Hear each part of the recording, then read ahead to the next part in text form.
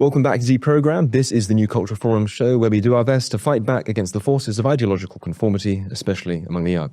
I'm Harrison Pitt, senior editor at the European Conservative, and I'm thrilled to be joined today, as ever, by Connor Tomlinson, the host of Tomlinson Talks at thelotuseaters.com, and our special guest this week, GB News' very own Martin Daubney. Martin, welcome. Absolute pleasure. Thanks for having me. Appreciate it.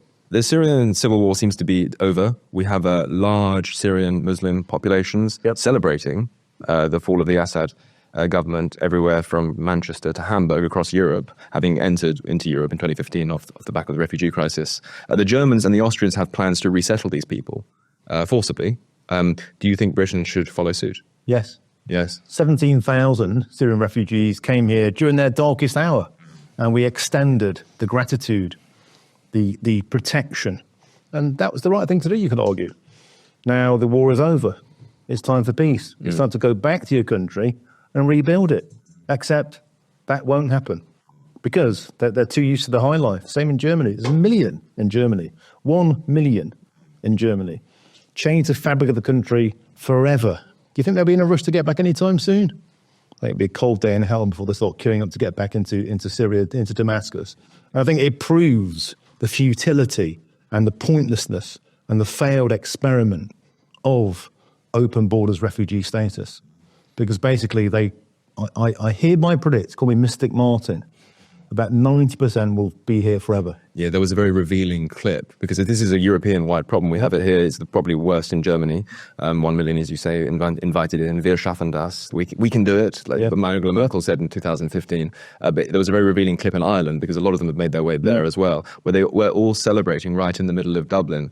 And this like cheerful Irish chap goes, "Oh, so you're going to go home soon then?"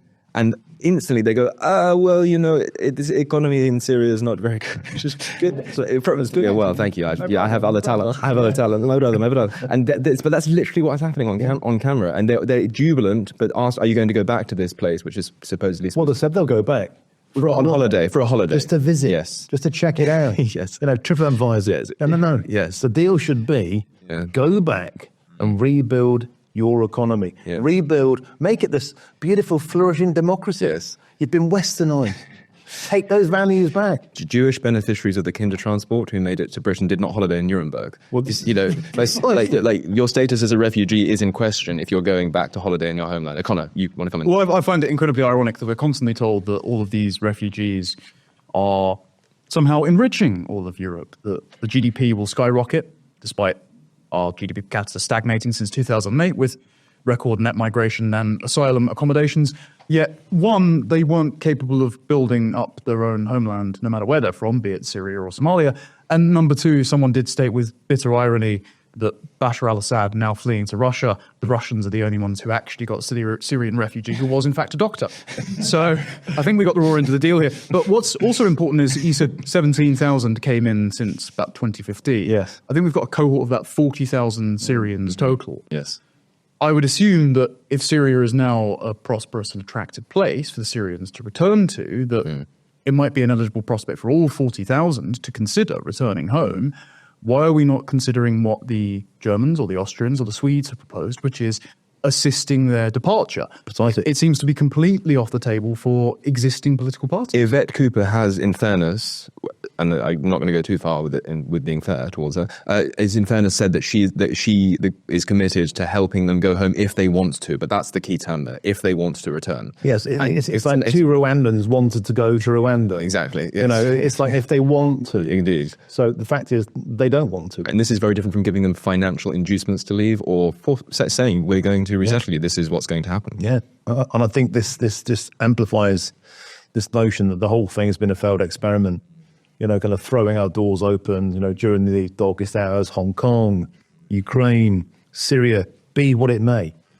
The fact of the matter is, you know, it's a one-way flow. Yes. And they get used to things like free education, you know, free healthcare, democratic rule of law. You won't get executed or tortured for your political beliefs. I mean, ooh, that's nice. I'll have a bit of that. Yeah. And so they won't ever really go back in huge numbers. Do you think that the right in Britain is in solid enough shape at the moment to try and press this very strongly in a way that is being pressed on the continent? I mean, there's a sense in which continental system, I'm actually not in favour of proportional representation, but the fact that it exists on the continent means that you do have more democratic pressures that operate on centrist parties. And this is why you get centrist parties proposing these audacious remigration regimens. It's very unusual. We don't really get that here because there's less pressure because of the electoral system. But do you think that reform could be pushing a little harder on this? I think the right in Britain has been a spectacular disaster. There isn't one. I mean, if the Conservatives call themselves Conservatives, I come from a very left-wing background. You know, I'm a coal miner's son. My dad was down at Pitt 47 years. I'm a working class lad. I never considered myself right-wing because I believe in putting up for our country, sticking up for it. And I don't think the Conservatives, and we saw the figures last week, like 906,000 net, it's like they've spectacularly failed. It's been a spectacular failure. And every time Kemi Badenoch stands up at PMQs now and attacks Starmer on immigration, she's going to get annihilated. Yes. Because you failed. You were meant to be taking back control. There's been an awakening, I think, that all of them are in it together. They're all in it together. They don't really care about protecting our borders. Yeah. Well, I think, hang on, Kemi Badenoch really does care about the self-determination of the peoples and the borders of Yorubans in Nigeria. So I think she's incredibly conservative about Yorubans in Nigeria, less so about Britain. For people who don't know, what was that exact quotation that she came out with, which just kind of leaps out at you from the page when you read it? You don't believe that she actually said it, but it's so she did. In an interview with Katie Balls and Michael Gove, her mentor, over at The Spectator, Kwebi was saying, I'm not Nigerian, I'm Yoruba, so drilling down to the ethnic tribal particularities of Nigeria. And then she said, I consider people like Boko Haram my ethnic enemies. Now, if we had said that about Pakistan because of the grooming gangs, if she had said that as a white British politician, she would not only have the whip removed, she'd probably have a non-crime hate incident lodged against her and investigated under the Public Order Act. Yes. Yeah. But because she's a black woman, she's allowed to say it. And the Nigerians aren't happy about the fact she was like saying, we used to carry machetes when we were kids. And we had to be tooled up. It's like, well, if that was her reality, and who knows, recollections may vary, she's still getting, hounded for that now. So I think the Conservatives have spectacularly blown it. And I think the electoral trust is broken. Yes. Now where we go from here is a big story. It's a long time to the next election yet. And there's been a fresh injection of cash this week, of course, into reform. Nick Candy. I still believe that Elon Musk will get involved at some point. How that works out, we'll have to wait and see. There's a huge appetite to, I think, save Britain. Yes. From what the same direction as America's gone.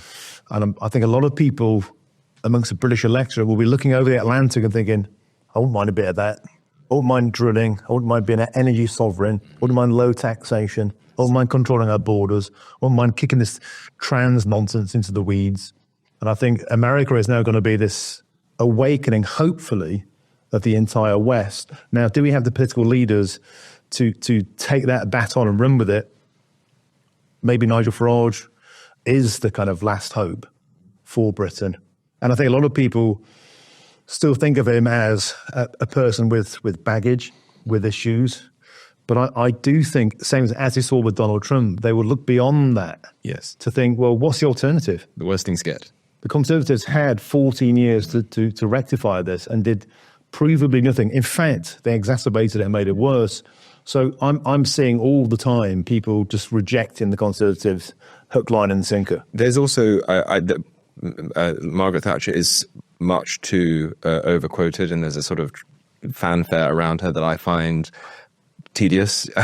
But having said that, she did understand something very crucial about politics, which is that it's much more important to be respected than to be popular. Or to be feared. To be feared, yeah. And to be respected than to be popular. She didn't chase popularity. I think someone actually is picking up that baton and running with it, which is Rupert Lowe over at Reform. And I think that the best thing about the Trump administration this time around was that he's populated his inner circle and his prospective cabinet. Some picks better than others, but with a team of all-stars. We're thinking of Vivek Ramaswamy, Elon Musk, RFK, Tulsi Gabbard. It seems that out of the 5 MPs that Reform has got, Rupert Lowe has come out as an all-star, and as of this week is coming out and saying, we need mass deportations for foreign criminals. We should return these Syrian refugees home, because otherwise if we don't have a returns agreement with refugees, then it basically just another avenue for mass immigration. They get indefinite leave to remain. They're not refugees, they're just economic migrants. And he went so strong as to say, all of these foreign criminals can rot in an African jail for all I care. I don't want to pay for rehabilitations programs. It's not my problem. That strength of rhetoric is exactly the kind of thing that Trump just won on. So Rupert Lowe was a Brexit Party MEP for the West Midlands, and so was I. So we stood side by side in that election. I know Rupert very, very well. It's fair to say, he's not afraid of rattling cages. And the point is this: we need the information, we need the data. So we've seen in Denmark, we've seen in the Netherlands, we've seen in Germany, the federal data proves and shows us 63% of all unemployment benefits in Germany go to foreign origin individuals, born abroad or your first generation children born in the country. 63%. The Netherlands data from 2022 shows us even further. There are like 5 nations that contribute positively in terms of tax revenue who come as immigrants into that. There's 5. And when you look at the heat map, it's astonishing. It's not to you guys, really, but to the electorate, it's astonishing. Africa, especially sub-Saharan Africa, the Middle East, are total net drains. We need that data in Britain, and they're terrified to give it to us because the facts will blow the lid off the argument. I think it's in the Netherlands in particular that the graph is like doubly shocking. And the reason for this is that it grades contribution according to your age. Yes. So we wouldn't expect children to be net fiscal contributors. We wouldn't expect pensioners to be net fiscal contributors. So some people might say, well, maybe there are just more immigrant children and maybe there are just more immigrant pensioners and that's why they're overrepresented in these statistics. No, it shows that MENAPT, people from Middle East, North Africa, Pakistan and Turkey, this class of immigrants, at no point in their generational timescale did they go above the threshold which makes them net fiscal contributors. Yeah. Obviously, there'll be individuals who do, but per capita folks. Yeah. And the illusion that immigration is good for us because they do the jobs that Brits don't want to do and they take care of our old. Well, they don't go home. With the Syrians, we've seen that. No, they won't suddenly reach retirement age and go back to their host nation. They'll then become a fiscal deficit, a drag on the country. The entire thing is built on quick. And they're terrified to give us the information because the information will blow the entire system apart. So what Rupert Lowe is doing, he won't get the data, by the way. I know it exists. I know this data exists. I've put in so many FOIs, right? I could fill this entire desk and they would never give us that information. They do hold it. Go online and apply for universal credit. Do it right now. Anybody watching this, the second question you get asked, where is your country of birth? The second question. So they have the information. You're not telling me they don't log that. Of course they log it. Of course it's there. They just don't want to tell us. Because if we got Danish data, we would see social housing, net drain on unemployment benefit, net drain on the entire system versus taxation paid in. The argument would be, well, sensibly, how about we think, well, I'm not sure about these Somalians, I'm not sure about the Syrians in terms of the data. It's resolutely clear. What are they so afraid of? They're afraid of the fact the truth will blow their entire worldview apart. The rudimentary data we do have, Rupert Lowe procured from the Department of Work and Pensions. We're spending millions on translations for calls for the NHS and for people applying for universal credit. I think it was 40% of all of the immigrants that came from 2022 to 2023 are now on universal credit. Yeah. And then from the Centre for Policy Studies report on the OBR numbers, it's 60% of people on skilled worker visas, which are dwarfed 2-to-1 to their dependents and are infinitesimally smaller than overall migration, are net taxpayer detriment. So it's less than about 40% total who are actually tax-paying contributors. Yeah. For every £1 that an immigrant contributes, that is a contributor to the Treasury, a low-wage immigrant, which is the majority, takes £1.60 out. And then someone from Centre for Policy Studies calculated that only 5% of all total visas issued in the last year were net taxpayers. So the economic argument just doesn't exist. And this is before we're even mentioning anything cultural or demographic. Yeah. This is all logistical nuts and bolts stuff. Before people like pick me up and say, oh, Somalians, some Trump-style blockage on the entire nation. No, this is an argument for a points-based system. If you are from a country that, by the data, shows us clearly there is a net fiscal deficit, then show to us that you have money to take care of yourself, show to us you have the skills we require, and then great, come in. It's not about banning entire nations. It's about making it means tested. But typically and fiscally and provably by data, Yes. there's a case to be made. I do think that I agree with you, but I also do think that cultural proximity should be an important metric as well. That's why I said this is before we even mentioned. I mean, the logistical nuts and bolts of immigration, that does matter. I mean, we do want people to be working. We want them not to be a drain on the system. We want them not to be breaking the law. We want them not to be doing all of these nuts and bolts things that make for cooperative social existence. But there are also strong demographic and cultural arguments against immigration, which is quite difficult to factor into a point system. Yeah. And I think that we need to find some way of doing that as well, so that if you're from a culture which is incredibly different from Britain's and very remote, you're having to prove yourself to come. You have to prove yourself that much more in order to come in as an individual. Yeah, I mean, that has merit. I mean, it shouldn't just be an economic model. No. But nevertheless, that's where we currently are. As a better minimum.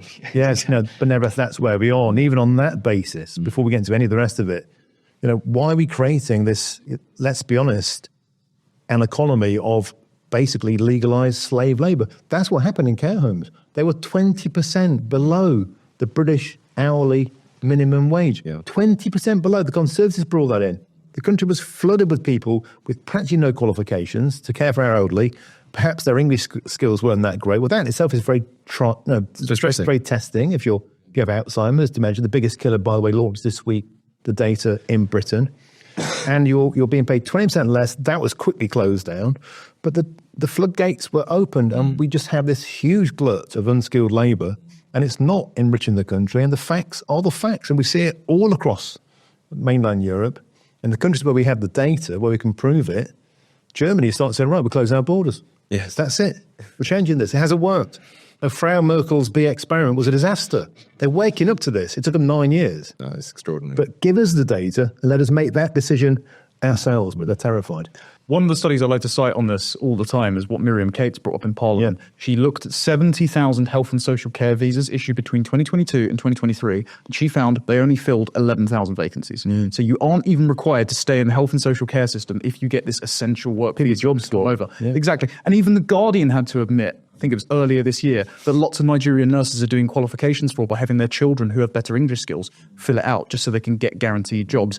As for the prospect of assimilation and culture, not just economics, I like to set the bar at our mutual friend, Ayaan Hirsi Ali, who had such a harsh break with her native culture of Somalia because it was both communist and Islamist that it caused a complete reconfiguration of all of her prior assessments. She's dedicated her entire life to upholding the traditions of the West. She's married a Scotsman, Sir Niall Ferguson. Her children are now half English. She's become a Christian. So this is a model immigrant. The average Somalian is sadly not Ayaan Hirsi Ali. The average Pakistani, for example, is not Ben Habib, whose mother is English, which gives him a deep and sentimental tie to this place. So I think we need higher tests of friendship, as we both agree, than just raw economics. And I think that needs to be articulated as well. I also think there needs to be a whole, an overhaul of the whole international refugee convention consensus. There is a kind of post-war sentimentality keeping things like the UN Refugee Convention on life support because they made sense in that context. Because when the UN Refugee Convention was set up in the 1950s, this was prior to the age of mass intercontinental travel. I mean, it wasn't. The expectation was that, oh my gosh, if there's another destructive war in Europe, how are Dutch Jews going to be safe?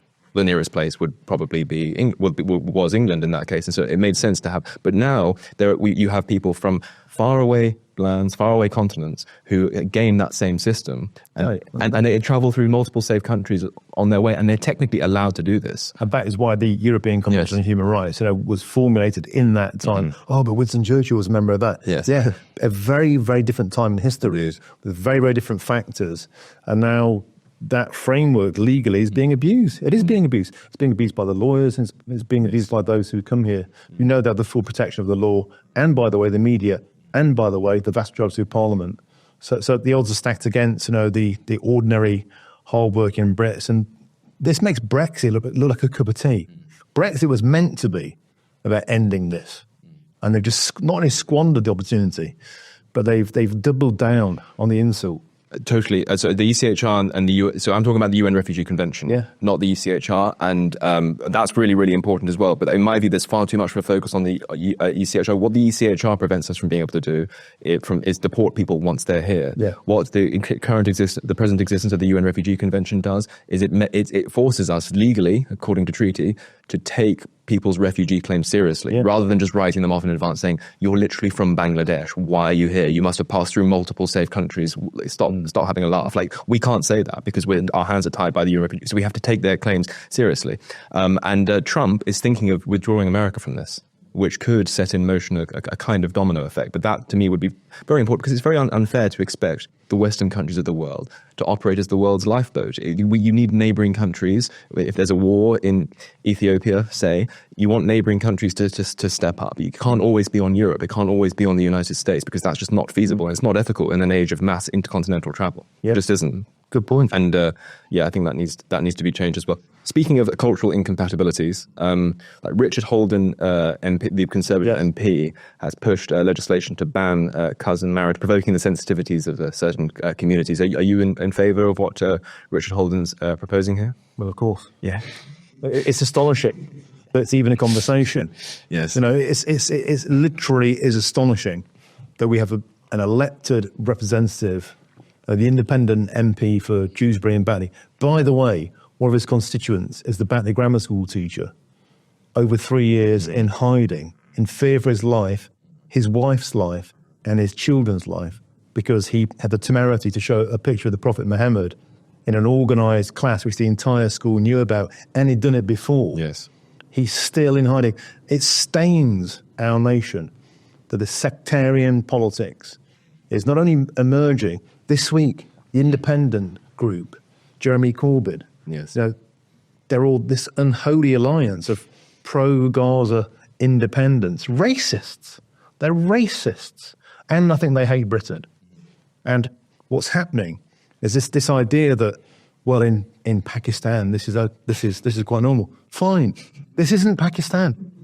So why should it be normalised here? But the fact that conversation happened in our parliament, I think is deeply, deeply shameful to where we are.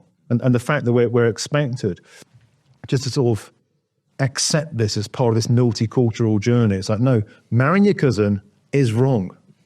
End of story. Why even talking about this? But we are talking about it because people are still afraid, like Sarah Sharif, with the Manchester Arena bomber, with the grooming gangs. We're so terrified of just pointing out that Islam, in that radical sense, is damaging Britain, that we're almost just becoming passive to it. Mm-hmm. It's becoming something we have to tolerate. But actually, I think there's a huge awakening amongst the electorate. They know it's wrong to marry a cousin. They know it's wrong to prohibit girls from going to school. They know it's wrong to stick up for people like Shamima Begum, who's back in the news again. Yes. Guess what? She's out of jail in Syria because all the jails have been opened. Well, where's she going to end up? Don't forget, in 2019, Keir Starmer, it was the wrong thing to do. Yes. To revoke her citizenship. It wasn't the wrong thing to do. She signed up to a jihadist death cult that wants to eviscerate the entire Western world. I think that forfeiture your right to come back to the country, personally. And most people do. Most people know this is nonsense. But the politicians, they're on a different planet. I've noticed that there are lots of things that people are trying to say to make excuses for this. Like one of them is they take refuge in multiculturalism, tolerance, all this sort of stuff. But another thing that they do is say, oh yeah, I seem to remember in the 19th century, the dynastic families of Europe seemed to like marrying their cousin every now and then. I thought I'd look into this. Even in the 19th century, even among the nobility, rates of cousin marriage were 4.5%. Okay? In the 1920s, and that's just talking about small families, there's a difference between doing cousin marriage at a kind of national level. In other words, everyone's doing it, and a small dynastic family doing it. It's very different in terms of the effects that it has. But in the 1920s, it was only 1 in 300 marriages in the United Kingdom were cousin marriages. And at the moment, among Pakistanis living in Britain, the rates are 40 to 60%. Yeah. And in some clans, because it does force them to double down on their clannishness. Like typhoid and syphilis. Yes. We managed to get rid of it. It's not even mentioning that. We're not even mentioning. This is it. It's like, no, these things used to happen, and we wised up and changed our ways. And so it's not our responsibility to go back in time to accommodate this new way. I agree, but even then, it's still not technically the same thing. Practicing it dynastically on a small scale in order to make sure that loyalty to the dynasty was maintained, because that's the whole purpose of these cousin marriages. Is the idea is that you're remarrying into your family with each generation, which kind of helps you double down on clannishness and solidarity. There's a difference between one family doing that's noble, and the whole society engaging in that. It's not only associated with cystic fibrosis. It's associated with higher cancer rates. It's associated with depressed IQ. The legal historian Patrick Nash has done outstanding work documenting this in tremendous detail. The case for this is so overdetermined, it's absurd. And yet, we are sort of paralyzed by political correctness from acknowledging its strength. Yeah, I can't fathom why Iqbal Muhammad MP would be supporting this. Neither Shabana Mahmood refusing to get behind the ban when pressed by Robert Jenrick. I will pick us up on something, though, which is, I think, a weakness in the armour from the Conservative MPs proposing this. Richard Holden did a very useful explanation of the history of the legislation when cousin marriage has been banned. It was banned in the 1st century CE by the Romans. It was banned in the 6th century by the Catholic Church. It was banned by the first Archbishop of Canterbury. It was only repealed by Henry VIII, who the source of many of England's ills, if you're a critic of the Anglican Church, because he wanted to marry his 5th wife because she was a cousin of Anne Boleyn.